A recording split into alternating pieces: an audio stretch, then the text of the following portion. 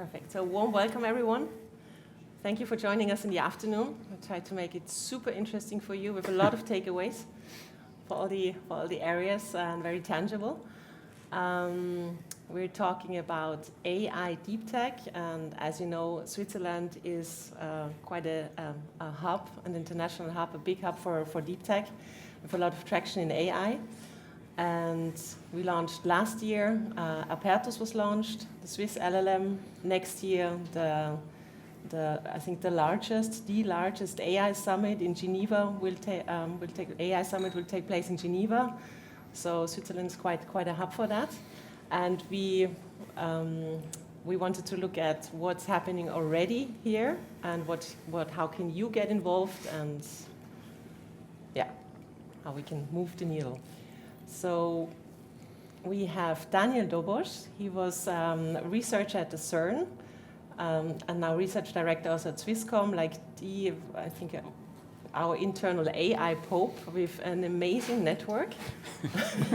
He's not a typical Swisscom employee. He's like, our AI star. Do I take this as a compliment? AI pope is really cool now. Then we have Katka Letzing. She co-founded and is CEO of Kickstart Innovation, like the biggest open innovation program in Europe also. Also co-founded the AI Weeks and now heading the AI Weeks. So also the network and having great insights in what projects corporates are doing and bringing together corporates and startups. Then we have Alexandre from DeepTech Nation Switzerland. Also former working at a startup and now bringing his expertise in making Switzerland shine internationally. So happy to have you here. And Claire, my dear colleague Claire Wenger. She's investment director at Swisscom Ventures, also on boards of several startups, and looked very deep also into the AI topic, and as a mother of two, raising a lot of very interesting questions. So, welcome. Thank you. Good. Just quickly, who are startups from you? Perfect. Go. Then we start with the maybe we go into medias res already. Dani, can you tell us about Apertus? How would you describe it? Also maybe what it is and also why is Swisscom involved, and give some concrete examples how it's already in place. Great. Thanks a lot for having me, and thanks for the wonderful introduction. Thank you, Tina. Let's talk about Apertus as what it is for startups and what it can empower also for startups in Switzerland. So Apertus was born out of the idea of having AI sovereignty for Switzerland. Having a building block of AI that can be taken from all kinds of users of AI in the Swiss society and can be used to create solutions for the Swiss society. This is foremost, it started in academia.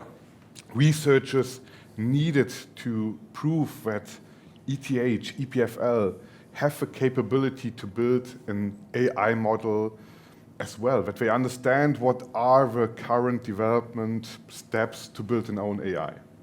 This is the research part. We use that in multiple kind of applications with research where we try to understand, for example, biases of other models, like the US models that are closed. And they're having an open model and fully open source model where you understand which data goes in is extremely helpful. This is good for the researchers, good for academia, good for our AI talent pool, because out of academia, we get out a lot of young, qualified AI engineers who are ready to build all kinds of AI applications. Then comes the company side. Swisscom and many other companies in Switzerland who are participating, for example, in the Swiss AI Weeks. It's a huge advantage if you are not fully dependent from other countries, and you can look there to the Far East, you can look there to the Far West. If nobody can tell you you're not allowed to use basically the latest AI, and you can always say, look, if we are not allowed to use it, we have our own alternative. This is an extremely powerful situation. You cannot be pushed into directions that you don't want to go. And for a company that wants to build long-term AI solution like Swisscom, this is extremely valuable. When it comes to the startup side, as I told you, Apertus is an LLM developed by Swiss academia.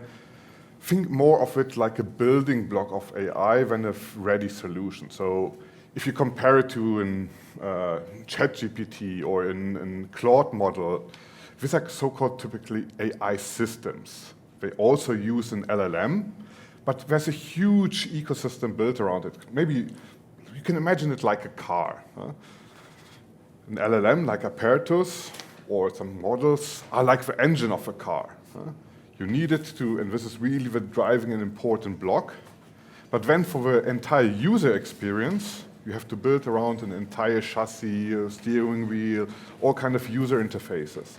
And this is what Apertus is not. Apertus is just the engine, and everybody can take now this engine and build a car around it, and many have done this in Switzerland. We have done it in Swisscom, for example, with Swisscom GPT. Yeah?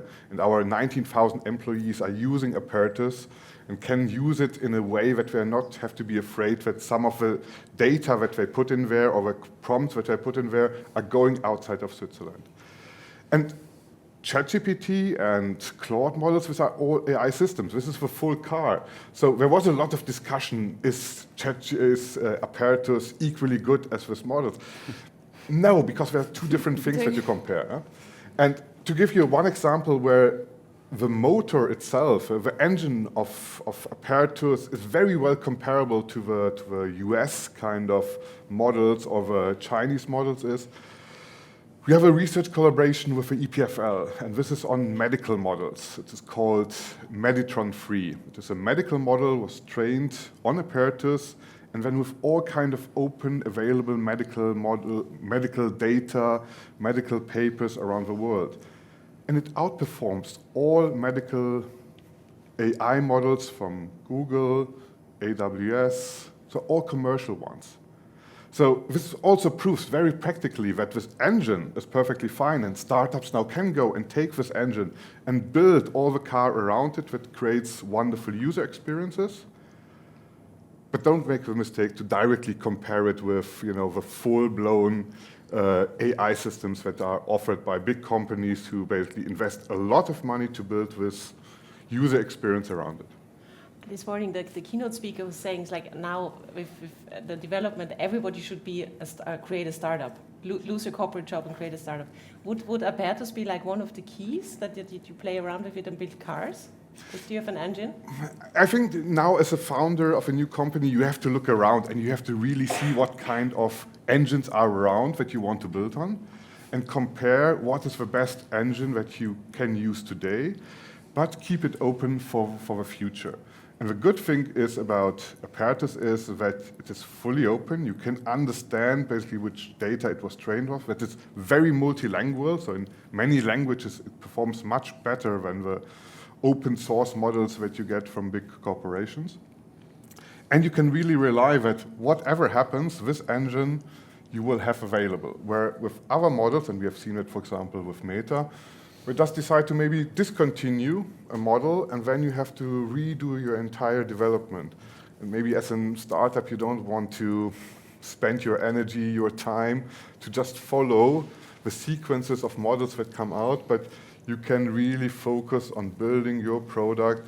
And if at some point you find a better engine than, for example, Apertus, you can change it against something else. So make it modular, whatever you do, and so that you build the car, you focus on building the car, the user experiences, and you will in the future then change the engine multiple times.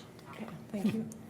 So now we're in Switzerland, which is quite a privilege, I find always. You have a lot of expertise as seeing what we have here, like chances and what you see. Can you give any ideas and input on that to founders? What makes Switzerland special and how to use that benefit? Yeah, sure. Well, it's always a pleasure to talk about my favorite topic, which is why Switzerland is the best deep tech nation. I think Switzerland has a few unique things going for it. One analogy that I think is a good preface to all this is that we don't excel when it comes to large consumer technologies. We don't have the infrastructure and we don't have the market, to build the big LLMs or things like that. However, what we do have is a relatively unique mix of a variety of elements that create a unique ecosystem, unique capabilities when it comes to innovation, especially in the field of AI. Just we're currently working with a few of the federal entities on how do we package what makes Switzerland unique into one coherent message that people can take with and bring abroad. And I think when we're looking at AI, there are a lot of these points that we're identifying as the key elements of what makes Switzerland unique in innovation are absolutely true. So you were talking about Apertus and this engine that's a car. I think without talking about what Apertus is from a technical standpoint, one thing that really stands out with Apertus and that rings true for this kind of movement that we have in Switzerland generally is that these projects come from a place of passion. They come from a place of wanting to answer a big question, wanting to answer big problems. And we often hear Switzerland has this bottom-up ecosystem. It's absolutely true, and that's, I think, one of the reasons for which we have talent density that you don't see necessarily anywhere else in the world. The founders in Switzerland, the startups, they don't get into it thinking we're going to make millions, we're going to build the next Meta. They come into it thinking, there's a huge problem. I have the technical capabilities to solve it, and so I'm going to work on a solution. And that's where this kind of bottom-up image of Switzerland comes from. And I think that's also what enables this very unique density of talent that we have here that's extremely specialized in the field of AI and so many others. Just yesterday, for example, one of the major drone manufacturers in the U.S., Skydio, like they're the big drone manufacturer in the United States, opened their office in Switzerland. They're hiring 20 engineers. I was super curious to find out why. I figured it was hardware, right? Because we have good expertise in drone hardware. It's for AI. It's for software. And so this giant red, white, and blue patriotic hardware manufacturer who has always positioned themselves as we're the American solution, they're coming all the way out here to develop these technical capabilities when it comes to software development. And I think that's, that really speaks to this unique aspect of talent that enables things like Apertus, but so many other solutions that are really unique to Switzerland. An analogy I like is that it's the next, big pizza delivery app is not going to be developed in Switzerland. However, the robot that actually delivers the pizza, it's probably going to come from here because that's where we excel. It's these things that solve real issues, not necessarily at the biggest scale, but and so what can founders, Swiss founders benefit from this? I think we're at a time and place where on a global level, there's recognition about Switzerland's excellence in deep tech. It's not, it's not just by the fact that we have the highest percentage of VC investment in deep tech in the world. It's not that we have the most talent density according to multiple surveys in AI. It's really that we have this this recognition now where people are watching. The world is shifting from we want the next Facebook, we want the next Grubhub, DoorDash, whatever, to we want solutions that solve these big world problems. VCs, and I'm sure you'll touch on that, the problems that we're looking at now are long-term more than short-term. We've realized these short-term solutions, you'll ride them for a while, and this is where Switzerland is amazing. And so I think riding this wave and making sure that what you position and the people you approach and raising funding, because let's be honest, the funding, not all the funding is going to come from Switzerland. That's still an area where we need to improve. There's a real leverage of saying, we're developing this in Switzerland, we're tied to these universities, we have these engineers that we're working with, because people are starting to recognize this. Like they did for watches at the time, they're starting to see it for AI and other deep tech domains. Thank you. Perfect handover.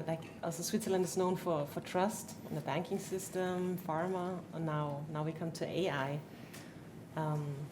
Sovereignty is often a topic in the discussions, and I know you already researched a lot and made your own thoughts about it. What's your take on trust in regards to AI in Switzerland? Yeah. So I want to offer a bit of a skeptical perspective here on the current AI developments. I think I see a lot of the startups event. We only talk about the hype and the potential, but I'd love to offer a bit of a more skeptical perspective here.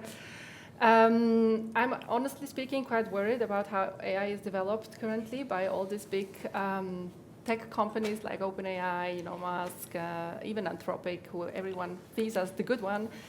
And I like to call them like the empires of AI, because they're really kind of exploiting people and resources. And I could talk for hours about this, but I'm happy to do that later. But that's not my point. I think here what I would like to focus on is more what I call the privacy paradox.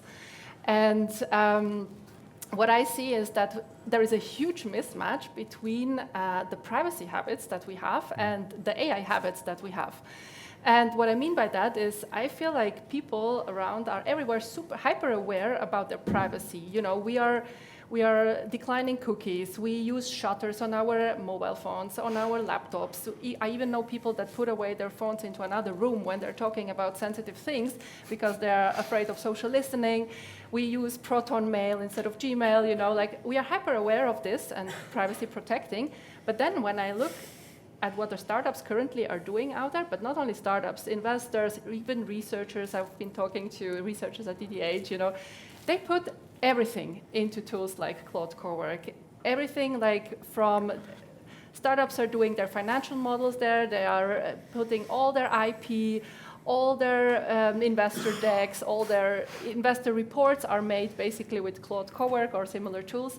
And I find this really shocking that we are just, even if you're using the enterprise license and theoretically they should not use your data to train their models, you're still sharing all that sensitive information with these providers. And yeah. Good appell. So what do we do with it now? Yeah, and I think that there is, I hear so many times the argument that we have to jump on this trail, because otherwise we will miss it and we will stay behind. And I really don't think that argument holds true. I think that we can do many things about it. For example, sorry, as we've heard just now, we can build AI tools in a much more responsible way. We can build it on open source models, and we can train it with proprietary data, which is anyway the data is the mode. And we can host it on sovereign infrastructure and in a privacy-preserving way. Yeah. So there are ways, even like Claude Cowork, I don't think many know, but you can use Claude Cowork with other models. You don't need to use Anthropic models. They've never really published this, they didn't do any media press release on that, but it's actually available if you Google it.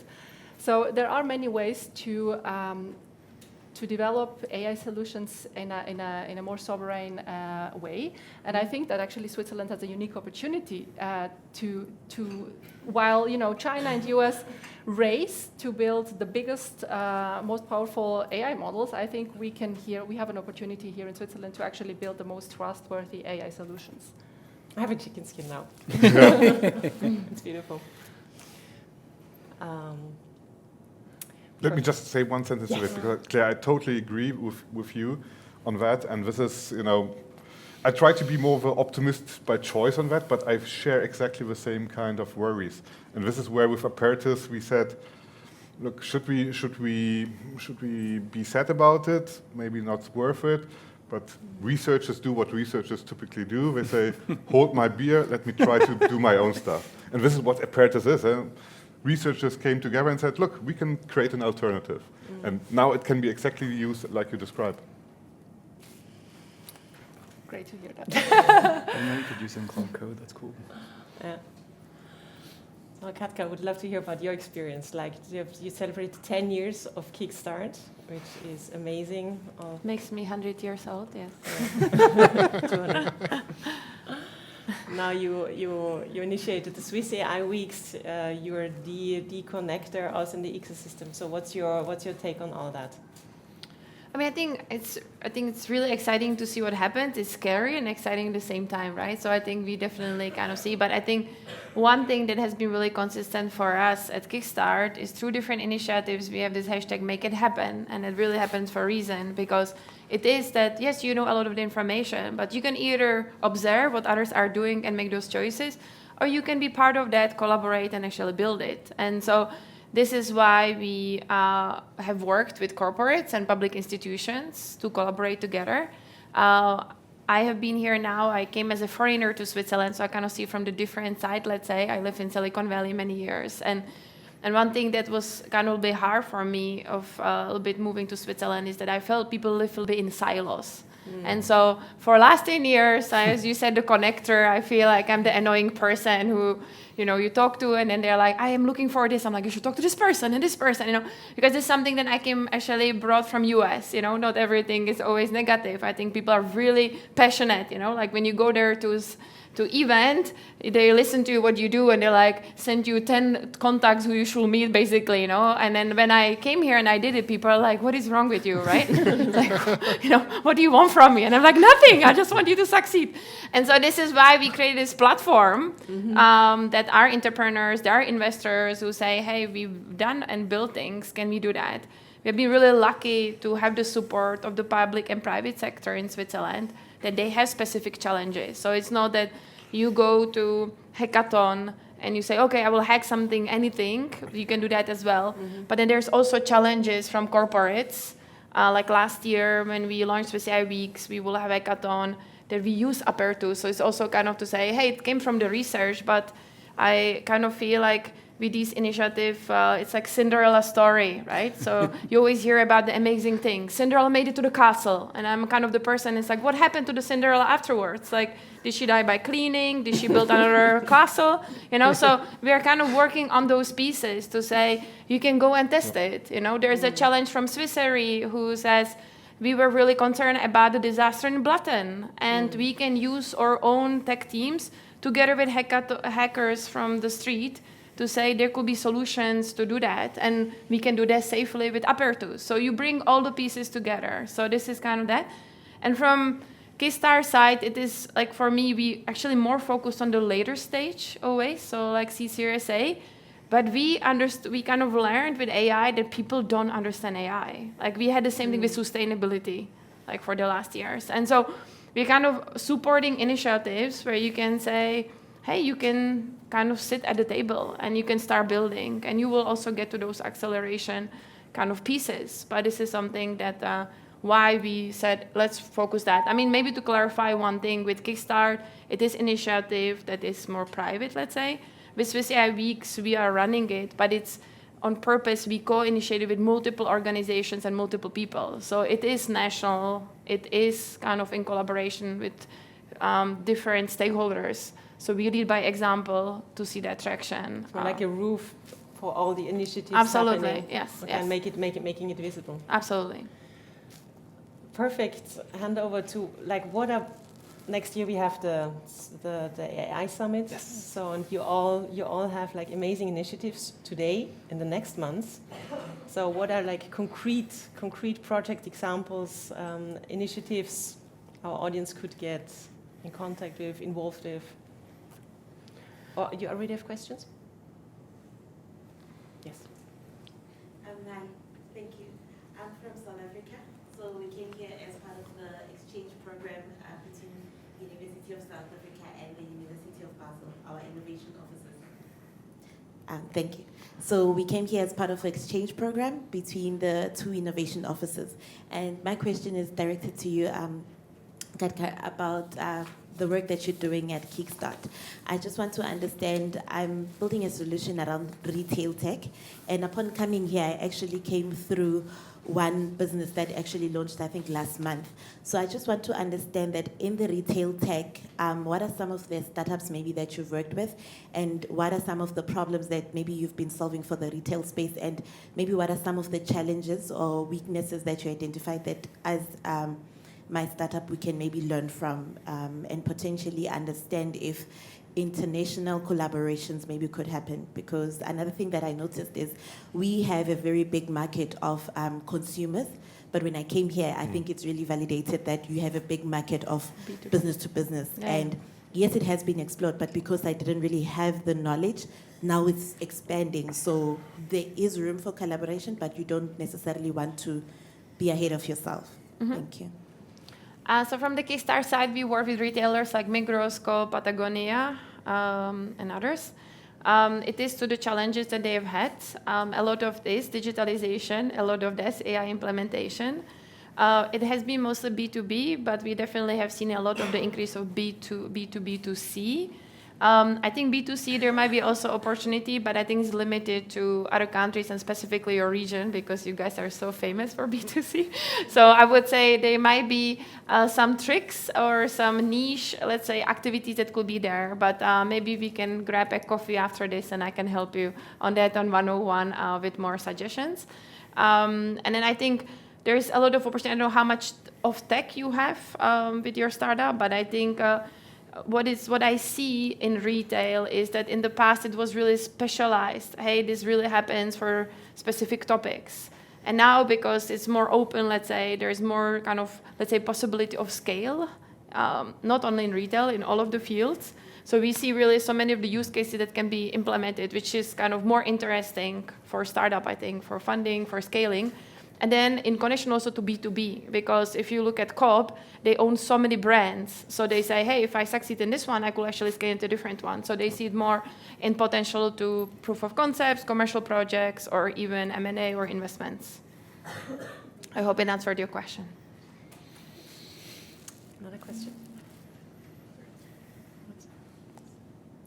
You touched on the beginning of the presentation about data sovereignty with Apertus. As we know, in the last couple of years, data sovereignty is becoming an increasingly hotter topic in Switzerland and in Europe. I want to know what is the real market feedback that we've gotten thus far. Is it a need that we see strongly reflected in the market, or is it still just, for now, hype? I mean, I can start if you want to. So, I mean, we worked on trust projects and sovereignty projects for many years, but I think you have seen it more touched, so like we've seen it a lot with B2B, let's say, and now we see that a lot also, on B2C, kind of the choices that you have. So I would say it's definitely a huge, I would say to me, it's not hype. But I think the extra layer that we have seen is the geopolitics that influence it a lot, right? And so it's not only about, oh, do I get scammed? It is, does it mean that I'm contributing to war? Or does it mean that my data is shared for things that are much more dangerous than just being scammed on losing money? I'm not saying that's not important. But, so I think it came to the next level in the past years, and I think we should be aware of it. And I think sometimes in Switzerland it feels like in the bubble because it's very peaceful. However, that is really real around us. So I would say from my experience, what we have done with the startups and on the challenges we have seen has been definitely increasing. I can add maybe two little aspects to it, because I think you're totally right. And you're completely right, this discussion is not new. Digital data sovereignty is in discussion already 2016, 10 years ago. It was discussed to basically, if the United Nations need an own sovereign system so that they really can have an independent system, not be influenceable by any side. Huh? And it took quite some time, but now it's really that you see the first outcomes. The Swiss government took now some decisions. In the latest days, the German government took some decisions, the French government took some decisions to basically really now drive what was discussed for the last 10 years into now some facts of where this kind of discussion that always happened and was always shifted away, like maybe it's not yet needed and maybe it's not yet worth its investment, into now some concrete steps that will implement towards AI sovereignty. And this then also means that at some point, if you decide that your government needs this kind of sovereignty, then maybe at some point the bank needs this kind of sovereignty, or pharma companies need this sovereignty. So I think it's basically at a turning point at the moment, and we will see where it goes, but there's quite some movement happening at the moment. Does it help, or? Yeah. Okay, perfect. But I also see it like we always speak about the challenges, but it's also a huge opportunity, right? It's a huge opportunity. It's a huge opportunity. Yes. Thank you so much. I'm actually building 4 projects, and out of 4, 3 are self-funding. One is the one that is being funded by the university. I wanted to understand something. I met one of the investors here, and he actually connected me with one of the US allies, and they want to partner with me and invest something, but I want to understand the part of the investment with do you think it's a good thing for me to partner with the allies from the US, or should I continue self-investing in my projects? I can tell you as an entrepreneur and investor, stay bootstrapped as long as you can. But I think the investment opportunities, if it's someone from US or not, I think is really kind of based on the business model that you have and where you want to go.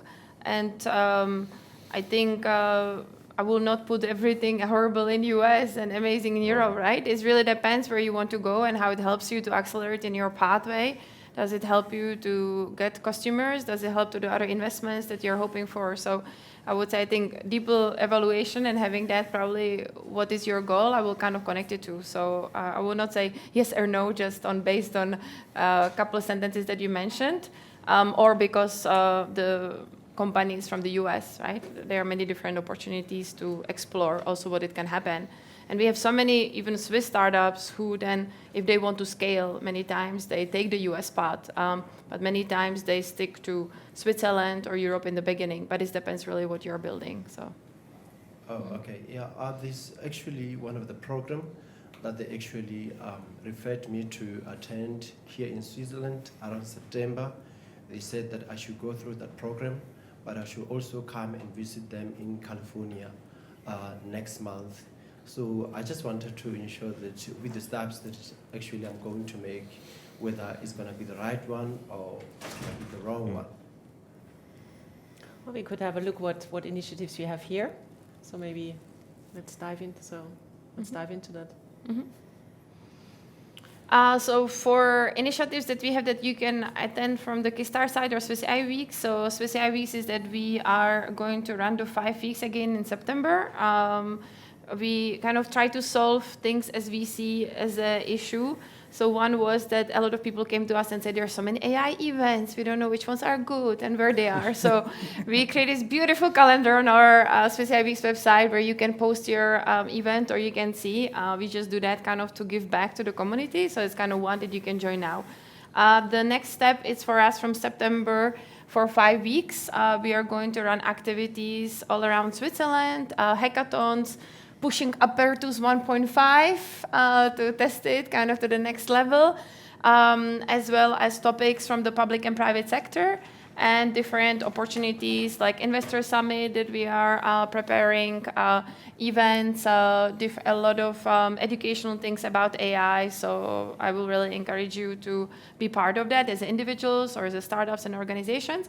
From Kickstarter side, if you are in more scaling stage to get POCs and commercial projects. We have open application every 2 months that we validate based on the challenges that we have from our public and private sector. As well as now we are taking, after 10 years of our experience, a little bit bets on our own to support in the ideas that we really believe in. So if you are interested to be adventurous with us, apply as well. So those are maybe specific things that are coming up for us. Is the QR code also for Swisscom, the Swiss AI Weeks afterwards? Yes, so there's, if you go to the next one, I think you can see all the QR codes if you want to engage, and I just mentioned these 2 first ones, so yes. And the third one is DeepTech Nation. Would you like to bring some? Sure, Shed some light on what you can offer. Yeah, so I'd say our initiatives are more based around systemic actions, meaning that we don't necessarily have, you'll seldom see something that's branded DTN on its own, and that's by design. Our goal is to support what's there and amplify what we can, rather than try to add more to all of these events that you were mentioning earlier. There are a lot of things we partner on. but those aren't just us. I think generally speaking, especially looking towards the AI Summit next year, but also more generally in how things are set up in Switzerland, we're very interested in figuring out ways to get people to work together more and talk more. You were mentioning silos earlier. It's really counterproductive, like to a painful point. Coming back from the States, like people are like, why are you making these introductions, things like that. These silos are really counterproductive. And that's, I think, one of the areas of focus that we have now is trying to break down these regional silos that we have. And so in that sense, my call to action on that front and what I would have to offer is try to work together more, make sure that you communicate, surface things. Hopefully there'll be a platform to communicate these things in due time, but yeah. What I really like what you're doing, the opening the doors to the federal government, like you're coming up with these concrete calls for action to change laws, to change whatever can help to even better support the ecosystem. And also Project Switzerland, with highlighting the scale-ups and supporting them and bringing cool coaches together with the startups. It's not only visibility, but also support them. I think it's a great initiative. Thank you. You should come to DeepTech Nation. And Tina, you also asked what basically, for the AI Summit, what our opportunities are there. Yes. And maybe this is for all the entrepreneurs, for all the founders in the room. Just from the experience of what this global AI summit was in Bletchley Park in the US, in Seoul, then basically in Paris last year, this year in India, this year. It is really an opportunity to showcase your success stories at the highest level. So in Paris, in India, there were presentations by then French, Indian startups who showcased to the world their solutions. And this was in small rooms like this, where basically entrepreneurs were showing their solutions. And suddenly you have, I don't know, the Italian digital minister coming in, Emmanuel Macron coming in, Modi coming in into some of his meetings. Justin Trudeau, I remember one meeting where he just came in and asked the entrepreneurs questions, and they discussed how to scale this solution then globally. And this is an enormous opportunity for the entire Swiss ecosystem to prepare now on the road to Geneva what you want to present to the world in 1 year. So you should get up now, start working, and then be ready. When is it exactly? It will be the Q2 in 2027. We expect last week of June. It's not finally confirmed, but it will be end of June, start of July. I think this should be communicated very soon. Once you're really growing fast, we invest. Yeah, I really call for myself the AI Summit a little bit like Olympic Games in AI. So you have the opportunity to kind of go from anywhere and to see and make those connections, and the whole world will come to Switzerland. So it's a really amazing opportunity for everyone. Any comments or questions? Yes, please. So I'd like to go back to startups and affairs. And you mentioned governmental use because of sovereignty and healthcare context because of research, also B2B. So where do you see, let's say, opportunities for startups to gain legitimacy / funding because they are building on Apertus? Like, let's say in the next 2 to 3 years, without all these big policy changes taking place immediately. And of course, the EU also really pushing on the sovereign question, but not all the startups getting funding from the EU necessarily. From my side, saying that you're building your startup on Apertus is almost like having a car, right? You still need to prove the A to B. So it is a tool. It's a tool. And you say, hey, we are aware, we are responsible, and we are using the tools that are there. But I think it is still about the business models. And if you speak in the health, there are many different use cases. So I will not want to put it so generally. I'm happy to also discuss more in detail. But we see a lot of things connected, of course, to patients, anything connected, also in the systems with the hospitals, that it is a lot of sensitive data. And so I think it will become more and more important. As we all know, healthcare in Switzerland, it is quite behind in digitalization. And so it will be almost like overjumping sometimes, I think, some of these systems that we see. But it will be still a long way also, let's say, when you see on regulatory, right? So I will really focus as a startup where you can play the role, what are the biggest pains in the short term, but also to see how are going to be the changes that we can see in the next 5 years, because there are going to be big changes, to be ready for it. And we see that with other regulatory changes in the past, right? GDPR or other things. A lot of the startups who were ready scored really good POCs, commercial deals, because they just could kind of go much faster than others. So, yeah. Yeah, I completely agree. I mean, where I see currently already some initial cases and startups are really more in the regulated areas, like for financial services or healthcare. I think this is really all governmental stuff. This is really like where I see now the cases, but I think that actually the demand is for every industry, B2C and B2B. So, yeah, I think the field of opportunities is wide open. And I would totally agree to both points. Let me just try to add a third point. And all trust, all sovereignty, I totally agree to, but I put it aside. Just try to put one aspect that how I would like to basically pitch it to a potential investor is just the commercial side. Staying with this car and engine model. At the moment, you basically have a choice of basically taking maybe a Formula One engine and to build it into your startup product. But you know that this Formula One engine was developed with billions of investments, with big companies who have to have this return on investment. They need to get this through license fees at some point. So you can basically go with and take this Formula One engine and don't know how much you will have to pay for this engine in the future.